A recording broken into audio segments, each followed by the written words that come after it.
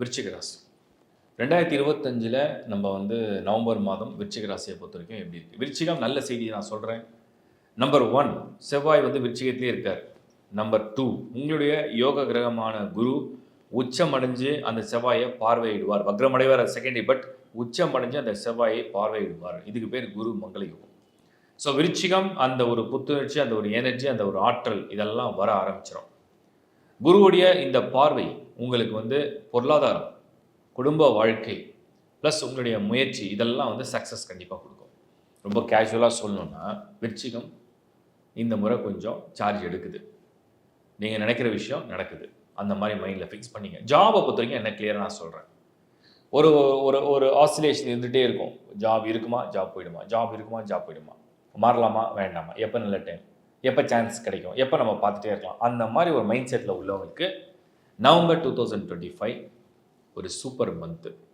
Change your job, shift your place or try for a new one. அப்படி எதுவாக இருந்தாலுமே அந்த ஐடியா கிளியரான ஐடியா. ஏன்னா உங்களுக்கு இந்த முறை அந்த குரு பார்வை ஃபேவரபுளாக வந்திருக்கு. அடுத்தது நம்ம பார்க்குறது என்னென்னா சுக்கிரன் சூரியன் ரெண்டுமே 12th ஹவுஸில். ஒரு பக்கம் சுக்கிரன் ஆட்சியில் இருப்பார், ஒரு பக்கம் சூரியன் நீச்சபங்க ராஜயோகத்தோடு இருப்பார். இது எந்த அளவுக்கு பலன் தரும் அப்படின்னு கேட்டால், அந்த திருமண விஷயத்துக்கு முயற்சி எடுத்து அந்த பிளான் பண்ணலாம், பேச்சுவார்த்தை பண்ணலாம், ஒரு டேட்டை ஃபிக்ஸ் பண்ணலாம். கல்யாணம் நவம்பர் இல்லாமல் கொஞ்சம் இல்லை நவம்பர் எண்டில் ஃபிக்ஸ் பண்ணால் பெட்டராக இருக்கும்னு நான் சொல்கிறேன். ஏன்னா சுக்கிரன் அந்த மந்த் எண்டில் ஆஃப்டர் 24th ஒரு டிரான்சிஷன் நடக்க போகுது.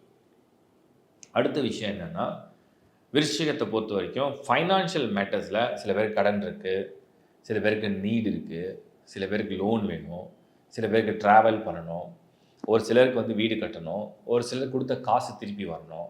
இந்த மாதிரி ஏதோ ஒரு பிளான் இருக்குது அப்படின்னா ஃபைனான்ஷியல் மேட்டர்ஸில் இந்த குருவுடைய பார்வை அதை கொண்டு வரும். ஏதோ ஒரு வகையில் கையில் பணம் வேணும், ஏதோ ஒரு வகையில் செலவுக்கு பணம் வேணும், கடனுக்கு பணம் வேணும், கொடுக்கறதுக்கு பணம் வேணும், செலவழிக்க பணம் வேணும், ஒரு பொருளை வாங்க பணம் வேணும், முதலீடு செய்யறதுக்கும் பணம் வேணும். அந்த பணத்தை இந்த குரு கொடுக்கும். இது ரொம்ப ஆதரவான ஒரு விஷயம்.